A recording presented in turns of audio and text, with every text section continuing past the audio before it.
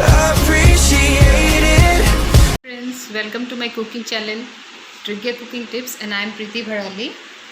আজি মই আপোনালোকক এটা এগলেছ ম্যাঙ্গো কেক বনোৱা শিকাম যিবোৰ বস্তু আমাৰ ঘৰত মানে এভেইলেবিলিটি থাকে সেইখিনি বস্তুৰে আমি বনাম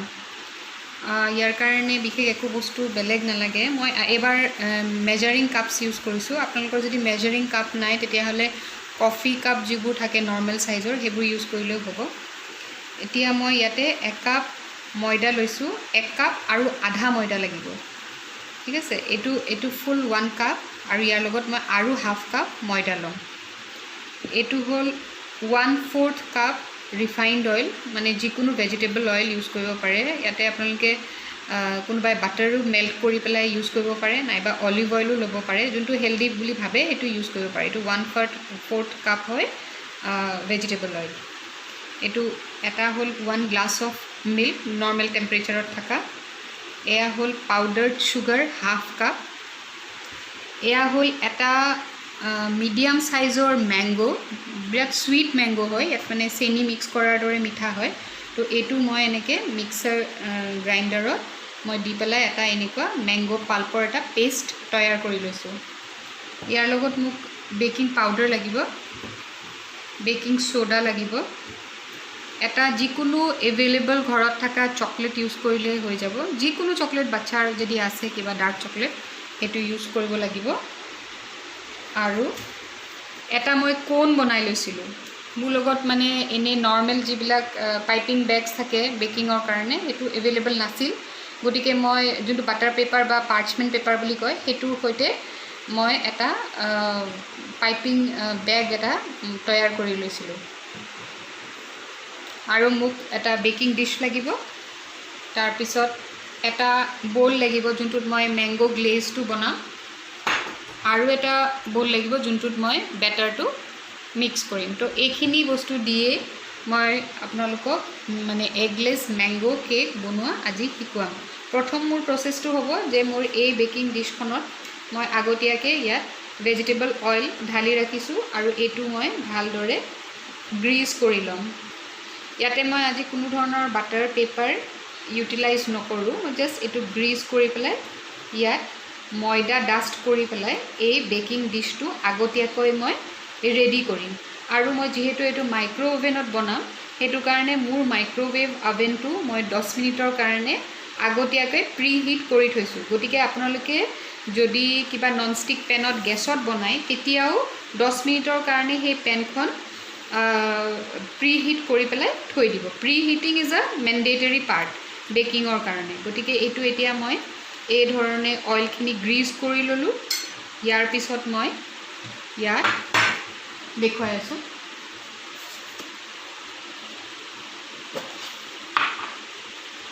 এনেকে মই ময়দা ডাস্ট কৰি এই বেকিং ডিশটো মই ৰেডি কৰি দিম ময়দা ডাস্ট কৰি ললো দি গুটে ময়দাখিনি মই এনেকে গুটেখিনি ছটিয়াই লৈ পেলাই ইয়াতে গুটে মানে ডাস্ট কৰি লম যাতে পিছত গৈ পেলাই কেকটো মোৰ ইয়াত ষ্টিক হৈ না যায়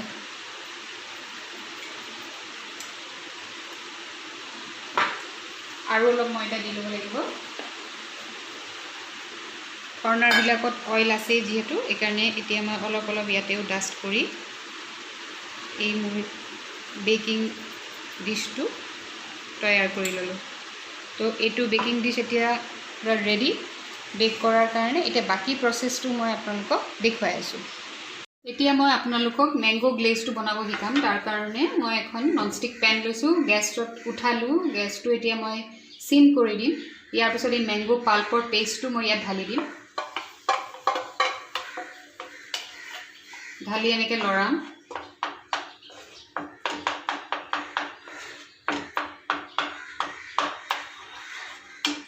এনেকুৱা অৱস্থাতে মই যোনটো হাফ কাপ পাউডাৰড সুগাৰ লৈছিলো তাৰে ইয়াতে 1 চামুচ 2 চামুচ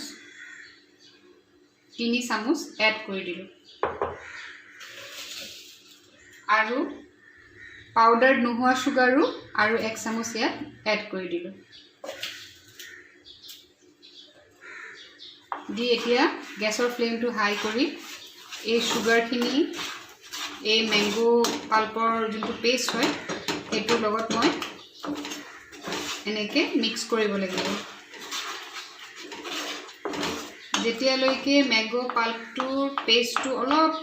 থিকনেছ হৈ নাযায় তেতিয়ালৈকে মই এইখিনি এনেকৈ লৰাই থাকিব লাগিব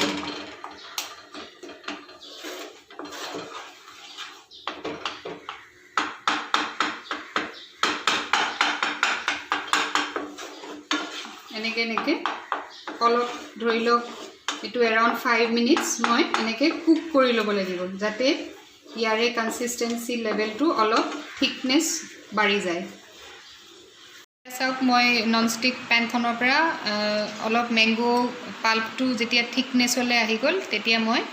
এনেকৈ ঠাণ্ডা কৰি এই বলটোত আনি পেলাই থৈ দিলোঁ এতিয়া মই নেক্সট আপোনালোকক প্ৰচেছটো শিকাম বেটাৰটো বনোৱাৰ কাৰণে এনেকুৱা এটা মিক্সিং bowl এটা লৈ ল'লে হ'ল তাৰপিছত এই 1/4 কাপ যোনটো ভেজিটেবল অইল আছে সেইটো ইয়াত ঢালি দিলোঁ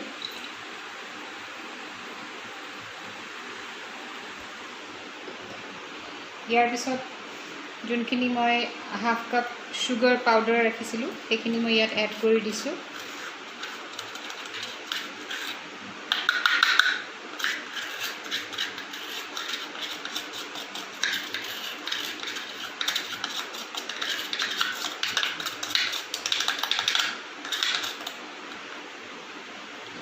এতিয়া এইখিনি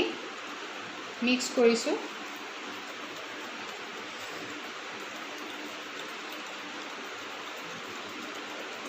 এনেকুৱা মিক্স কৰি থকা ষ্টেজতে মই এই মিল্ক যোনটো 1 গ্লাছ অফ মিল্ক লৈছিলোঁ সেইটো হাফ ইয়াত এড কৰিছোঁ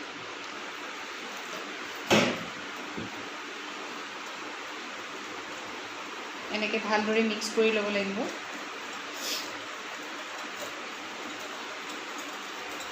এইখিনি মিক্স কৰাৰ পিছতে 1 কাপ ময়দা যোনটো লৈছিলোঁ সেইটো ইয়াত এড কৰি আছোঁ এই 1 কাপ মই ঢালি দিলোঁ ইয়াৰ পিছত আৰু আধা কাপ মই ল'ম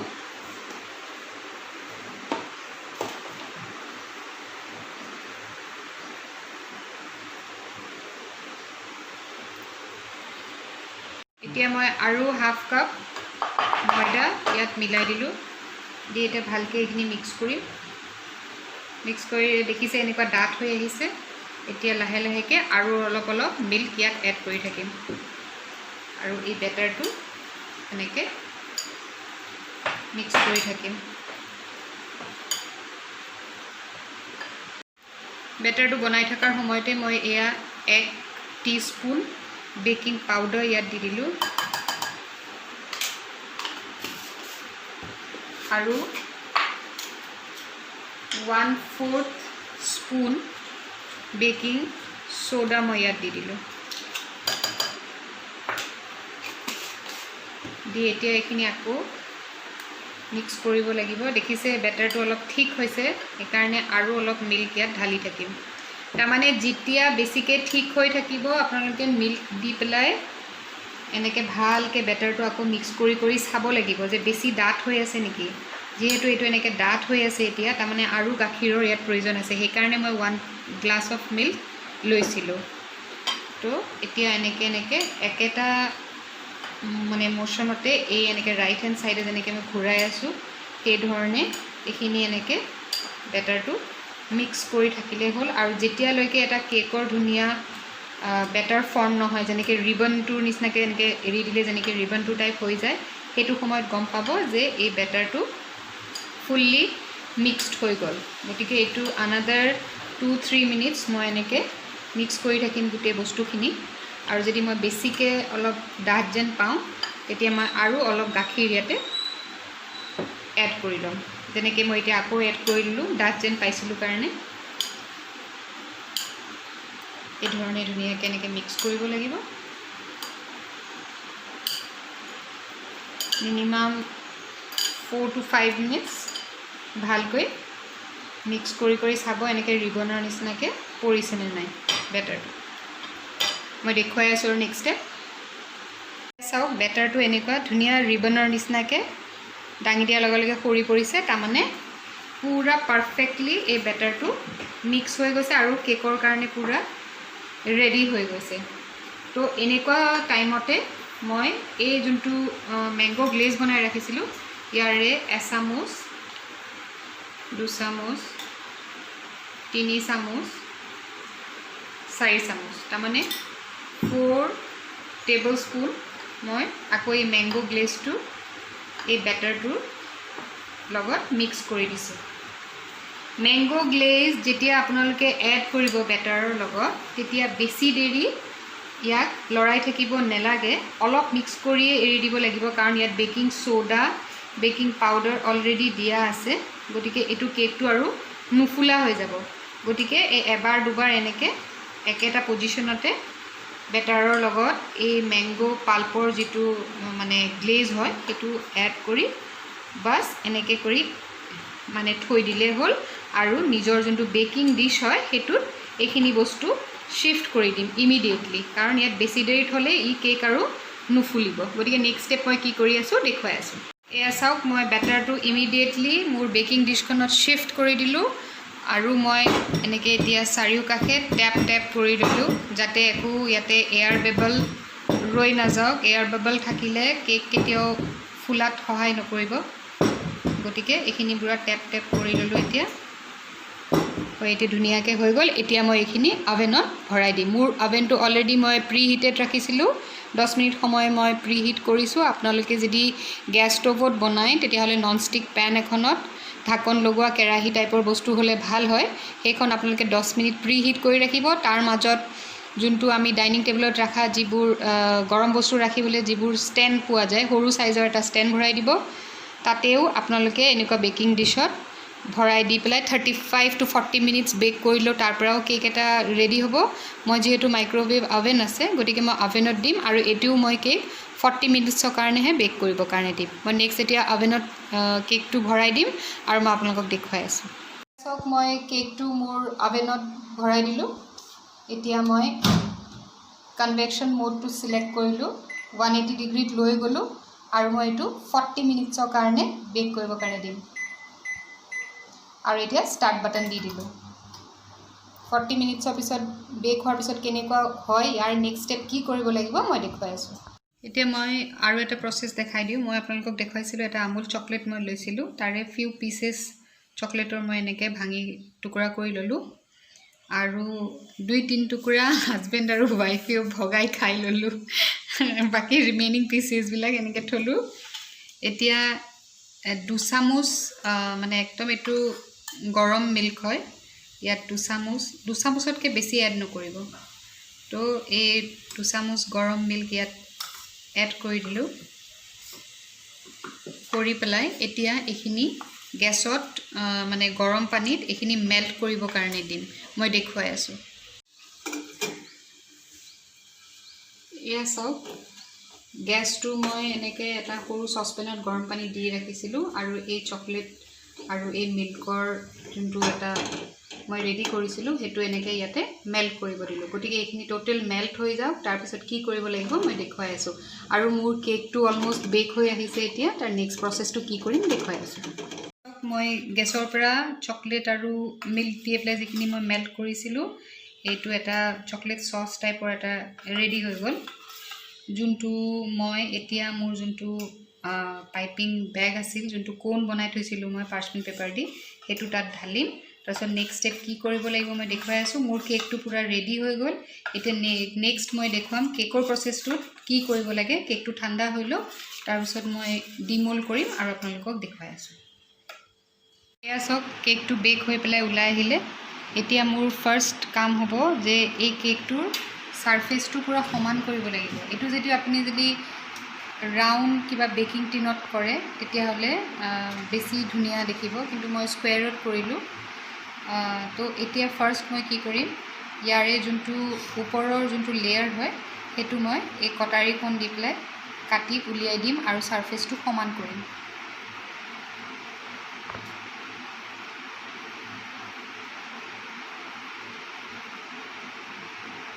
সমানে মই মাজৰখিনি চেণ্টাৰটো কাটি উলিয়াই দিলোঁ দি ইয়াৰ ওপৰত মই যোনটো মেংগোৰ গ্লেজ বনাই ৰাখিছিলোঁ সেইটো এতিয়া ধুনীয়াকৈ ইয়াত স্প্ৰেড কৰি দিম ইয়াতে কোনো আইচিঙৰ আৰু দৰকাৰ নাই ভালকৈ এইখিনি মিলাই দিম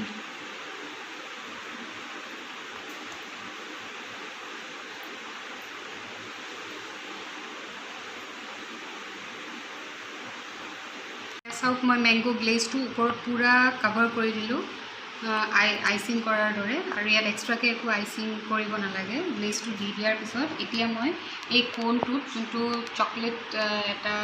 চিৰাপ টাইপৰ এটা বনাই ৰাখিছিলোঁ তো সেইটো এতিয়া মই ইউজ কৰিম এই ইয়াত দেখিছে কোনত এটা হোল আছে অলৰেডি এনেকৈ হোলটো মই অলপ কাটি ল'ব লাগিব বেছি জোৰত ওলোৱা নাই মই দেখুৱাই আছোঁ আপোনালোকক এয়া চাওক মই কোনটো যোনটো মুখখন হয় সেইটো মই কেঁচিৰে কাটি ল'লোঁ এতিয়া মই ইয়াতে এনেকৈ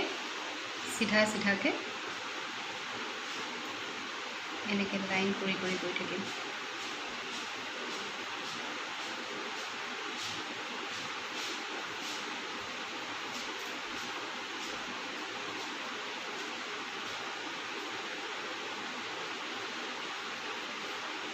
এনেকৈ মই গোটেইটো কমপ্লিট কৰাৰ পিছত দেখুৱাই আছোঁ এতিয়া চাওক মই এনেকৈ লেয়াৰিং কৰি ল'লোঁ এই লিকুইডটো দি পেলাই এতিয়া মোৰ বেলেগ একো কাম নাই এনেকুৱা টুথপিক এটা টাইপৰ ল'লেই হ'ল বা যি আছে আপোনালোকৰ লগত এনেকুৱা জোঙা বস্তু তো এইটো দি পেলাই জাষ্ট একবাৰ এনেকৈ টানি দিলেই হ'ল এক ছাইডত আকৌ ৰিভাৰ্ছ ছাইডত আকৌ এবাৰ টানি দিলেই হ'ল একবাৰ এইপিনে কৰিলেই হ'ল ধুনীয়া এটা ডিজাইন ফৰ্ম হৈ হৈ গৈ আছে দেখিছে চাগে আকৌ এটা ৰিভাৰ্ছ ছাইডত কৰি দিলে হ'ল এইপিনে একবাৰ আকৌ উল্টা ছাইডত আকৌ এবাৰ এইপিনে এবাৰ আকৌ উল্টা ছাইডত এবাৰ চ' এতিয়া এই মেংগো কেকটো পুৰা ৰেডি তো আপোনালোকে এই ৰেচিপিটো প্লিজ মোৰ ট্ৰাই কৰিব খুব ভাল পাব যিহেতু এইটো এগলেছ হয় চবেই খাব পাৰে ঘৰৰ বাচ্চা আপোনালোকৰ এল্ডাৰলি যিবোৰ পাৰ্চন আছে তেওঁলোকেও এনজয় কৰিব কাৰণ ইয়াৰে মিঠা পৰিমাণটো মই কমকৈয়ে দিছোঁ গতিকে এই ৰেচিপিটো ট্ৰাই কৰিব মোৰ চেনেলটো ছাবস্ক্ৰাইব কৰিব লাইক কৰিব শ্বেয়াৰ কৰিব কমেণ্ট কৰিব আৰু মোক এনকাৰেজ কৰক যাতে মই ইন ফিউচাৰ আৰু বেলেগ বেলেগ ধৰণৰ ৰেচিপিজ লৈ আহিব পাৰোঁ থেংক ইউ ছ' মাছ